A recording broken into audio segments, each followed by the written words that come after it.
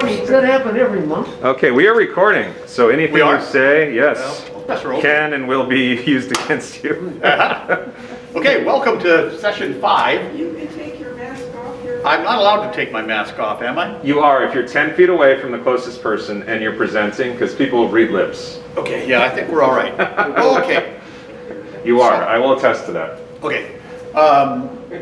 We have 2 people who are coming for the first time, right? Yes, thank you. Here's what I thought we would do is a quick little review, and then as we agreed after our last session, we'll spend most of the time this morning talking about the camera that is in your phone and how to use it, all right? And so let's remember we had 5 particular concepts that we've focused on. And the idea is that we're moving from just snapping a photograph to making a photograph, which means that we're really conscious about what we're doing. And we have patience and move slowly. Those of you who are watching on video, that was not an earthquake. Alan was readjusting the camera. Anyway, so the idea on the top of moving in closer is that many times we will take a photograph of 3 or 4 different people out here, and you know, it's like there are 3 people, but what's it really a picture of? It's, if you want it to be a picture of a person, then you need to move in. One of the habits we get into is zooming in, but there's some real problems with that we'll talk about as we go along.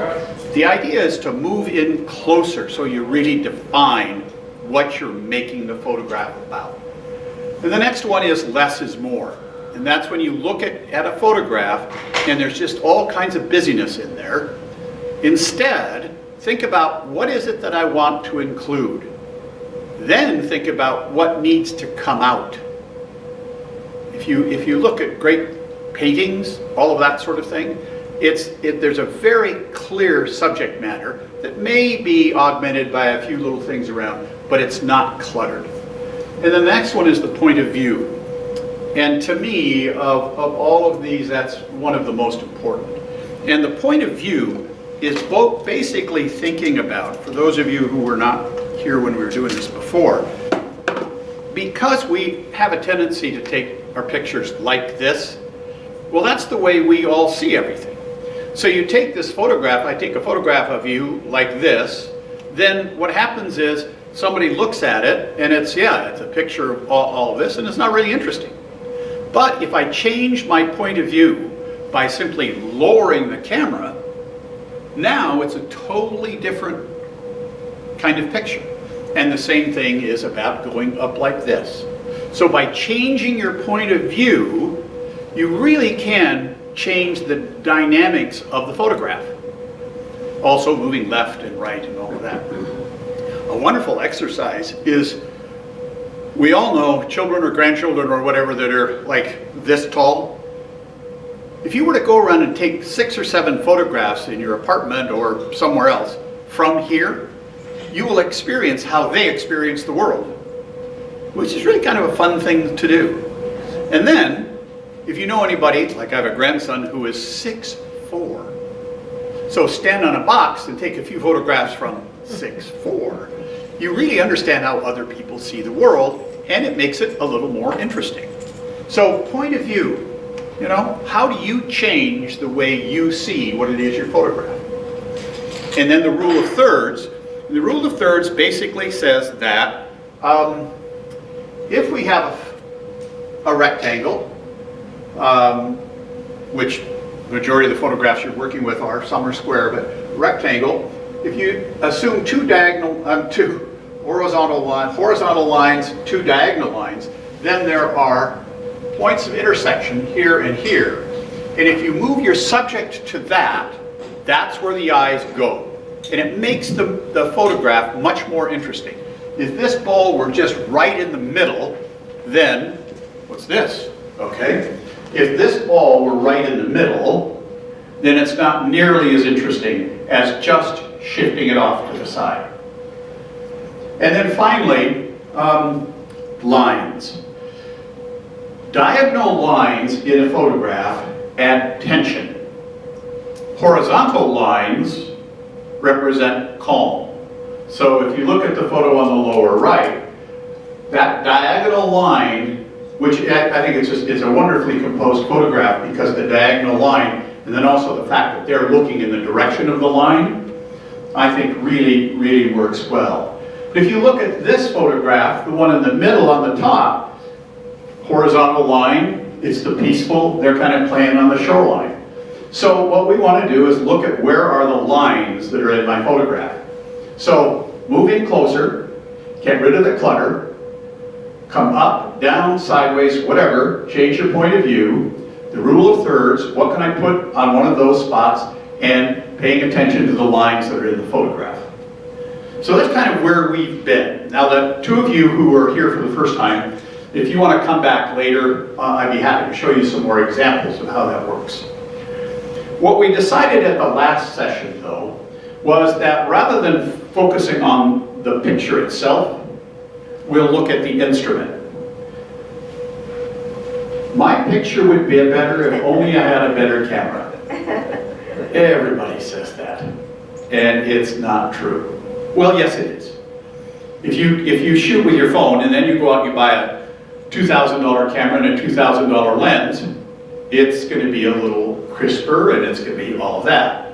But it's not. The instrument does not determine the quality of what you do in framing, in composition, in all of that sort of thing. So it's not the camera, it's the photographer. And what's really been fun for me over the last 4 sessions is watching all these photographers out there with these devices taking some really fun photographs. And for those of you who weren't here earlier, all these kids, they're back out there again today. Great opportunities. So here's what we need to talk about. What is your camera? So what are you shooting with? Is it either an iPhone or some sort of Android? Boy, so I'm using An iPhone. You have an iPhone? Android. Android? iPhone. iPhone? Android. iPhone. Android. Android. Okay, we're done. The reason I say that is because I only really know how to use an iPhone. But I've done some work, all right? Here are the things to recognize. Here's an older iPhone, right? Or Android. One of the newer ones, you see all of the things. Over here, the latest iPhone with 3 different lenses. If you look at the back of your phone, you will see how many lenses you have.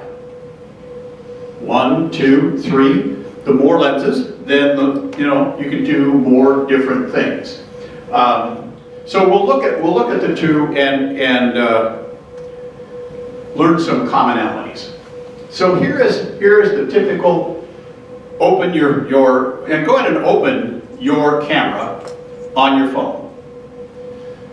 And you will see on the iPhone, the type of photo at the bottom and some icons at the top that I'll explain in a minute. And then, as I say, I'm an Apple guy, so I spent a fair amount of time reading about Android, looking at them and whatnot, and then actually borrowed Betty's phone for a while so I could take this picture and look at it. So what I discovered is that they do basically the same thing. The terminology is different, and the location of some of the buttons is different. So, like on this phone, on the iPhone, you have to go into settings, and I'll explain how you do that in a minute, to change things, where on the Android, you have a settings button up here in the little upper left-hand corner.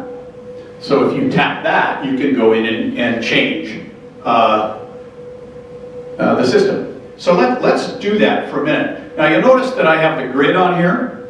Do you have grids on your phones? Yes. No. Okay, so for those of you who are using an iPhone, if you go to settings, then to scroll down to camera, And then you will find a little toggle that you can turn on the grid. For those with Android, if you go to settings in the upper left-hand corner, and it's buried in there somewhere, and you can turn on the grid. Is that a Samsung phone? Yes. Well, I've got a Motorola phone. Okay. And even within Android, they're not in the same position. There's not the same. Okay. Well, okay, I don't know what to say, except here comes Alan to help you. Yeah, I got it. You got it? Did you find it? Wait, Alan, you can help I me. found it. But no, I just wanted to Can't get close. know, probably iPhones, that's all the same. Because it's Yes. the same company. Yeah, on iPhones they're going to be the same. Android phones are made by a whole bunch of different. I realize that. So, I'm having a hard time finding settings on my iPhone. okay, so go to your home screen, All right. right? And then you will see, I don't know, I wish I could do this live. There is, I'm going to come and show you, all right? 120, there is, on your home screen, there's a gray Right. box. Okay. If you tap that, All right. all right, then start scrolling down, and it's quite a ways down, you will come to camera. Okay. You find it? Okay, now click on camera, Okay. and then below that should be one that you scroll down and says grid. Okay. Turn that on, All right. and now you got the grid. Okay. You got it. Thank you. Okay. So we all got the grid? All right. There we go. So, because this will help you with two really important things.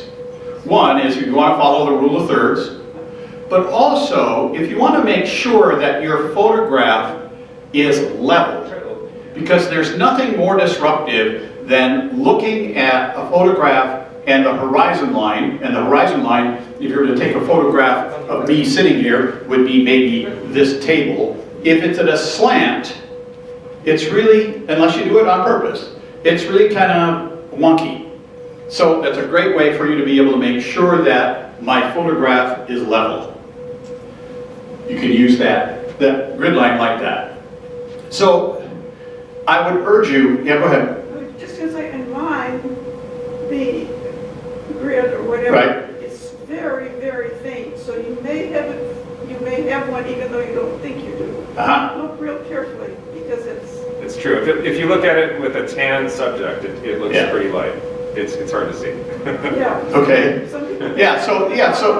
Yeah, well, one of the things to do is simply turn your camera, the lens on something really dark, like the back of a chair or that sort of thing. Then you can see it. It's very faint. All right, so I would urge you to, when you have some free time and you just want to fiddle around, play with the various settings, because there's an amazing number of things that you can do with these. Just, play with filters, play with this, play with that. All right? So let me just show you a couple of things about the bottom of an iPhone. And I know it's true in Android, I just don't know for sure how you get there. But when you open the phone, your camera, you see down here, it'll say photo. Now, that's going to be your standard photo. Remember we talked at the very beginning about 35 millimeter? That's the typical lens, that's the way slides were, and that's kind of the way the eyes see the world. So that is that set. But if you move to the left or right, you get different kinds of settings. So obviously, if you move to the right, you get to portrait, square, and pano. Pano is really wonderful because it's panographic. So that you turn that on and you shoot a picture and it'll show you a line, and you move over and you bring those lines together, you take another one and you build this panoramic view. So again, we don't have to be outside doing all that. You can be anywhere to sit down and just practice using these different ways of making photographs. Then if you go to the left, you can see you've got video, you can do slow-mo, or you can do time-lapse. So there are just an incredible number of functions that are available in these devices. Even if you have a really old one, there's still a lot in there. If you have a new one, you know, like an iPhone 14 or something, well, that's graduate level work. There's just so much in that, it's just absolutely incredible. Now at the top, when you do that, you will see these icons. And on an iPhone, the first one is clearly, you see the lightning bolt, that's the flash. Oh, so you turn it on or off. Now, when you touch that, I just heard, oh wow, you can turn it on or off. When you touch that, this is what appears. So that then you can turn it on or off. Now, a lot of people think, well, I'm just going to leave it on auto because then the camera will know when it's too dark. Well, the problem with that, for me, is if I'm going to take a photo, so I'm going to take a photo of Dawn sitting here and I'll push the button and it goes 1, 2, then the flash, then the photo. Well, you know, that's 3 seconds later or whatever, and Dawn's moved, it's not the same sort of thing. There are times when you have to do that, but I hesitate to put it on auto. It is really, the flash though is really a great thing to do when you are outside and it's brilliant sunlight. So here's the sun coming down this way, so this side of my face is all lit up, but this is in totally dark. Well, okay, there's an artistic Rembrandt, the dark triangle over one eye, but that's not what you want. So what you do is you turn that on, and it's called flash fill. So it fills the darkest part of the photograph. So that's how you get balance in bright, bright light. So if it's auto, If it's auto, yeah, so go ahead and, okay, turn on your flash, right? And then take a picture of me, and note how long it takes for it to think about the flash, then take the picture. And please don't publish these photos. Oh. So you see what happens when you do that. They're If going anyone's on getting the videos, web and as we sending speak. bloopers. Pardon? I was just, No, Don, what did you say? I was saying, they're going on the web as we speak. You're going on. So now take a photo of me, turn the flash off, and take a photo. And you'll see how quick it is. You know, it's interesting when you move the bottom over the portrait, how much clearer. Yes. Yeah, it's. Well, I'll talk about that next, because there's a real difference. Okay, so that's the flash. Now, I'm not going to go into great detail on the others, but I think it's important for you to know them. HDR. Oh, go ahead. Yeah. Related to previous sessions outside, Yeah. one of my failures was I was taking a picture of a man named Raymond, who's the bird man of Green Lake. He's the guy where Right. he feeds them every day. They're all over him, the pigeons and the ducks. And I moved in to get his smile, which is beautiful. And he happens to be a black man, and so the smile didn't show. I should have used the flash. Would Yes. that have got it? Yes. Okay. Yeah, that's when you use the flash. Absolutely. Yep. Well, later on we'll talk about doing portraits, because Okay. there are a couple of key things there. So if you remember, we're going to talk about HDR for a second. If you remember, I explained to you when you are taking a photograph of the kids playing out there, and then the bright sky above them. Okay, that's the dynamic range. So it's kind of dark here and very bright there. And the human eye is very, very good at reconciling those two. So when we see it evenly. A camera can't do that. So the camera is either going to focus on the kids and register that's the level of light I need to let in, or on the sky. So that's why you get, a picture of the kids and then the sky's all burned out. Or you've got a nice sky, but you can't see the kids. That's what the camera is trying to do.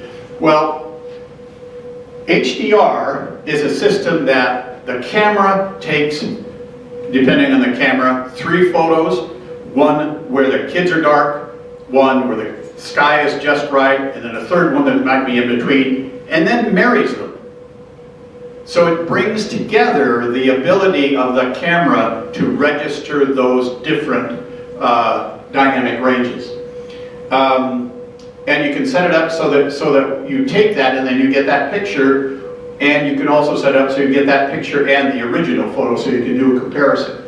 But it's an interesting thing to fiddle around with. I'm going to suggest you do that at a later date, that you master some of the other things first, because it can get rather funky. Then the next one is, hang on here.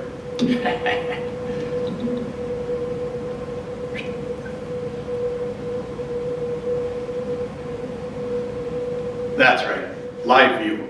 Remember that, the live view.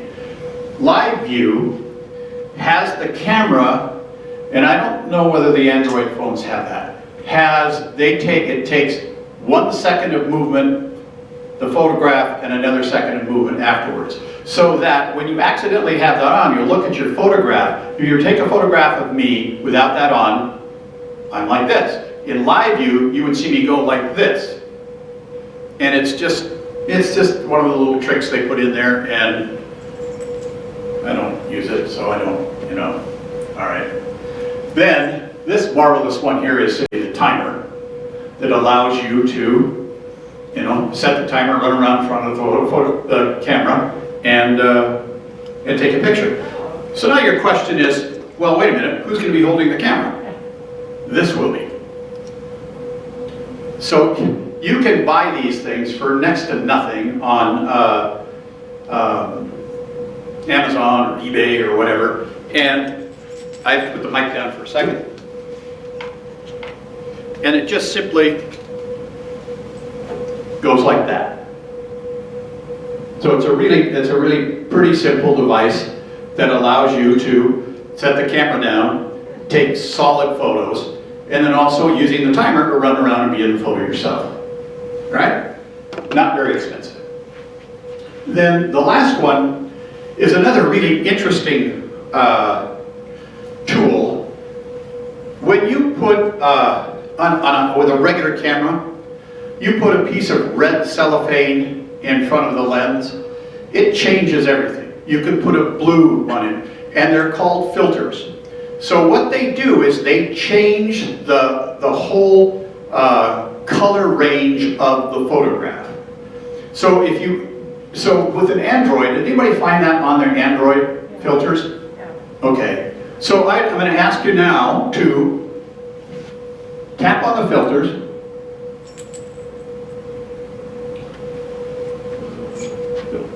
What does the filter thing look like? Which one is it? It's right up here. It's the upper right-hand corner as you look at the phone. Okay.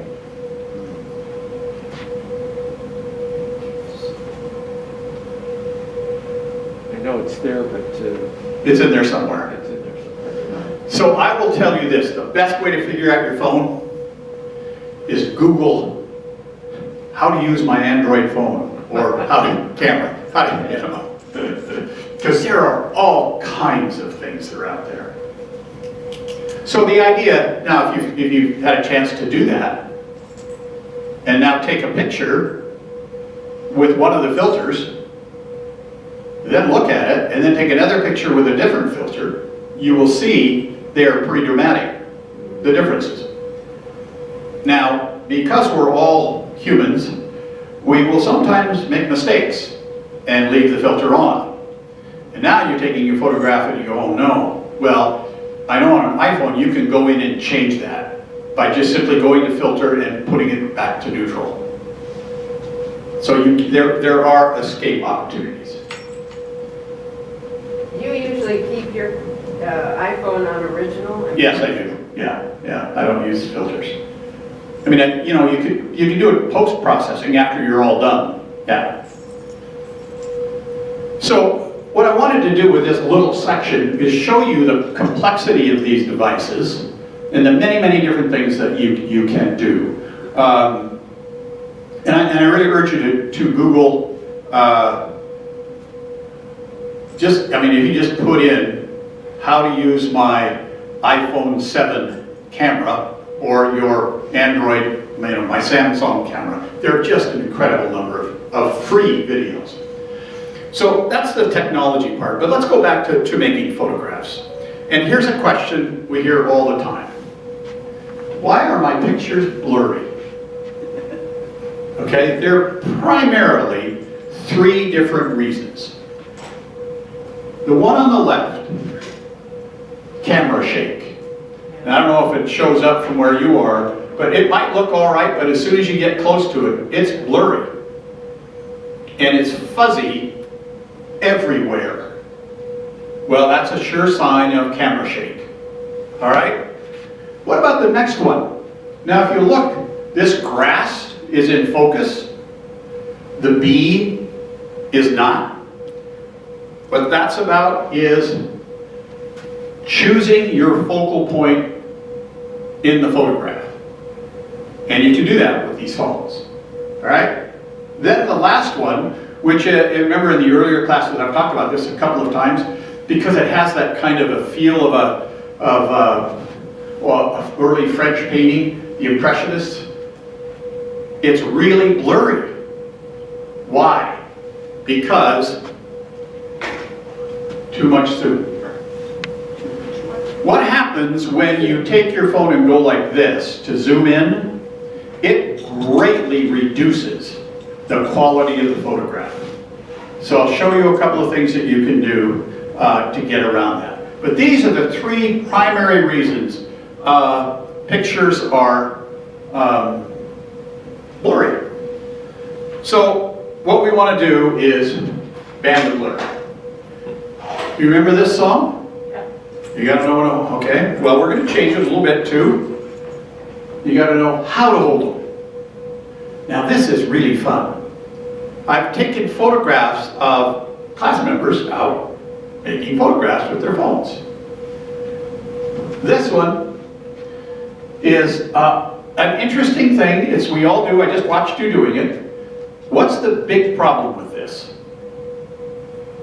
She's too far away. She's too far away. I'm focusing on holding the camera. Only held on one side. It's only held on one side, and it's held like this so that when you push the button, the camera moves. That's right. All right? So that's a very, very common situation. Then there's this. One finger typing. Same sort of thing. Because she's holding the phone like this, when she pushes that button, and you may think you're just barely touching it, but it moves the camera. All right? The other thing, what else is going on in that particular photograph that's going to affect the quality of the picture? What is? Her keys. Yeah. These are her keys hanging down. Well, you know, that's just enough. They start swinging to move your camera. Because it doesn't take much. Not at all. And there's the zoom. But look at the way the phone's being held. Like this. All right? So here's my admonition to you. All right? Get a grip. On life. On life and on your phone. All right? We're going to learn how to hold the phone. Now,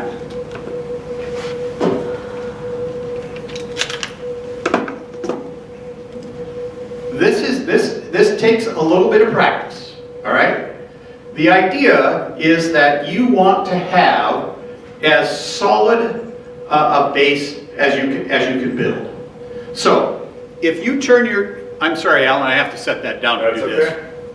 If you turn your camera on its side, your phone rather, like this, it depends on whether you're left-handed, right-handed, whatever. So, however you want to do it. But the idea is that you end up with something like this. Now, I mean, look, see this?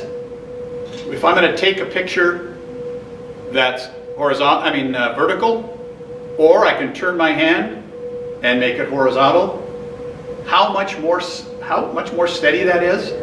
And if you loop your thumb over here and your finger underneath, it's pretty solid. And just push it back into your hand.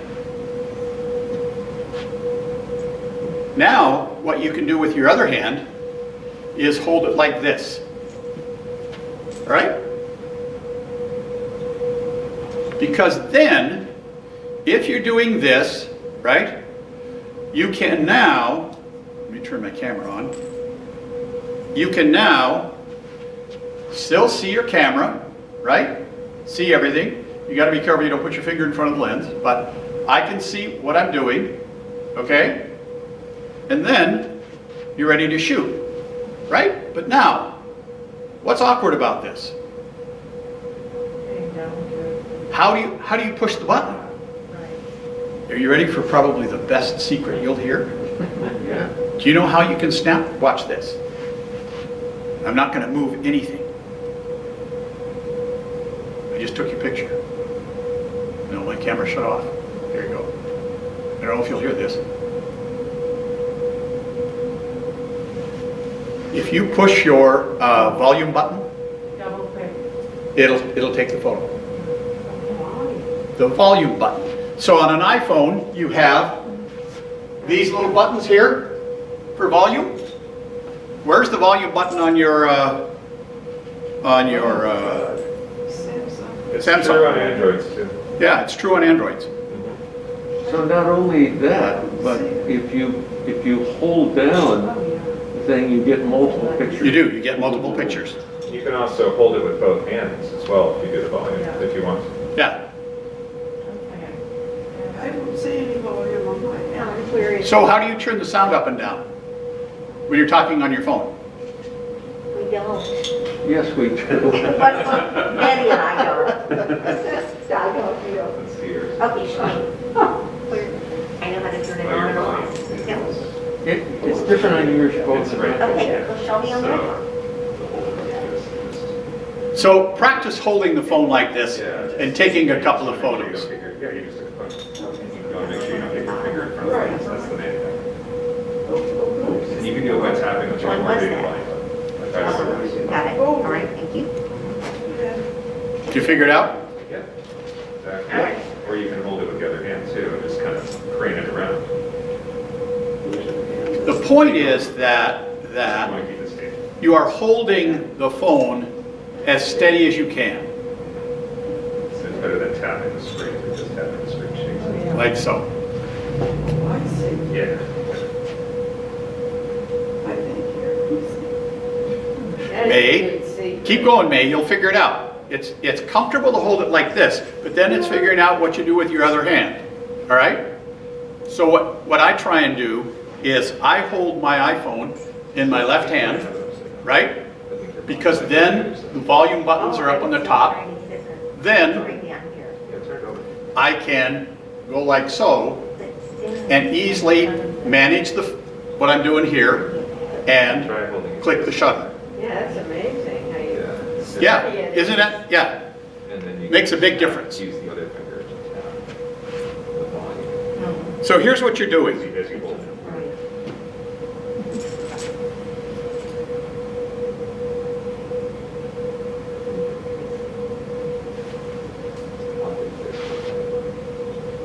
You're building a steady platform.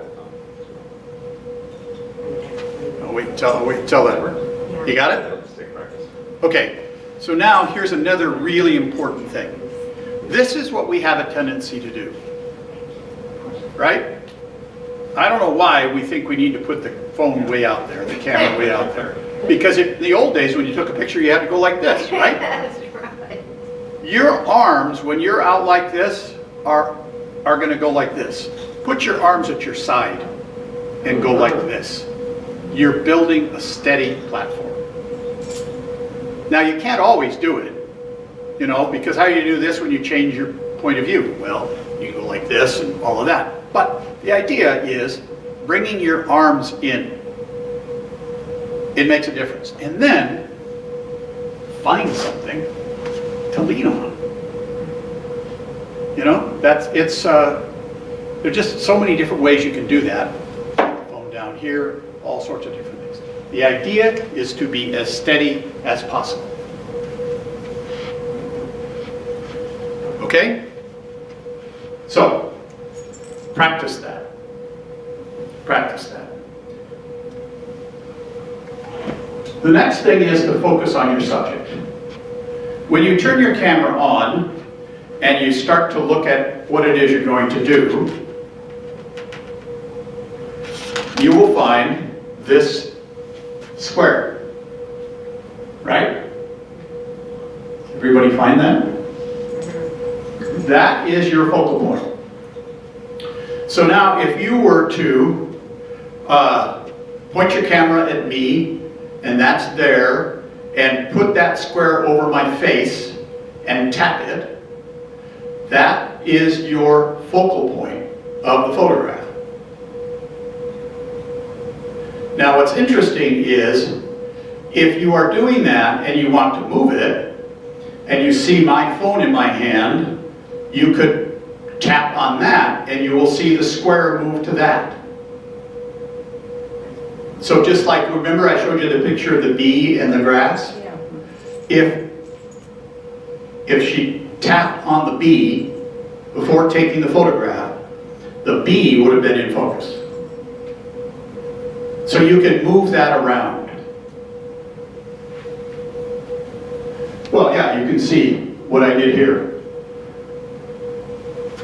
I moved it down to here so that I would get the fruit, because I wanted the fruit to be in the you know, the primary focus, if you will, of that.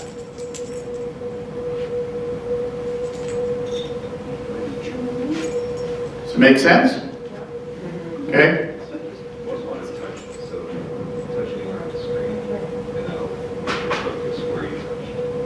Does that make sense? So let's say you want to get a focus again. Now I want to show you one other There you thing. go. That's all he's doing. So as you're doing this, if you tap on your screen, can you see over here that there's this little, on this screen, there's a little sunshine? So tap it so that you get that. Put your finger on that and slide it up or down. What, The sunshine Okay. on that bar. You will see your screen get darker or lighter. So that if you're shooting in a dark place, you can turn up the exposure, or you can turn it down if it's overly bright. That's amazing. Yeah, it is amazing, isn't it? Why don't we know that? How long have we had? How long have we had these and we don't know it? Yes. So now, these are three simple yet really important things. All right? Get a grip. Find your focus point. And then, zoom with your feet. You know, I'm always saying get closer, get closer. But I showed you the one photograph that was all kind of, you know, the impressionistic sort of thing. That's zooming so much that it went away. Well, if you look at the bottom of your phone, it has 1x. And if you tap it, it'll go to 2x. If you have an iPhone 14, it'll go to 3x. You can go the other direction to half x. So the camera does the zooming. And when you do that, if you have the phone that has that sort of thing, it's actually switching lenses, so it goes into a telephoto mode. Rather than you zooming, the camera does that. All right? Okay, we really need to be moving along here, so I've given you an assignment. All right? First one is always have fun, right? And then, remember, if you're going to make a photograph, you ask yourself the question, what am I trying to capture here? Oh, I'm trying to capture that kid having a great fun playing soccer. Or I'm trying to capture the shadow of the soccer ball because that looks neat. What am I capturing? What's my point of view? Where am I looking? And how am I using my camera? Have I got a grip? So, just to show you, if it's too cold to go outside, but it's not, it's warmed up, you can do all kinds of things in your apartment to practice. So here's what I did. This is our little monkey in portrait view. Okay?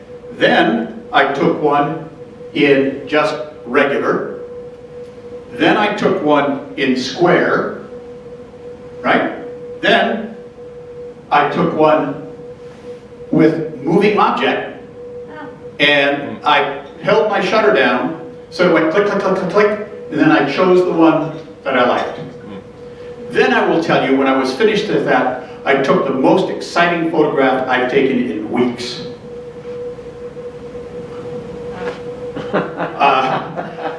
I just took another picture as I was walking away from the counter and took a photo of the floor. So my point is, we take these all the time, and all you got to do is erase them. All right? So, my two admonitions to you, get a grip. Take 5 pictures of whatever you're taking, because the 5th one will be the best. All right? Okay. So, let's head out across the street, or wherever you want to go, and I'll be right there, answer whatever questions I can. Okay? Great. Thanks for coming.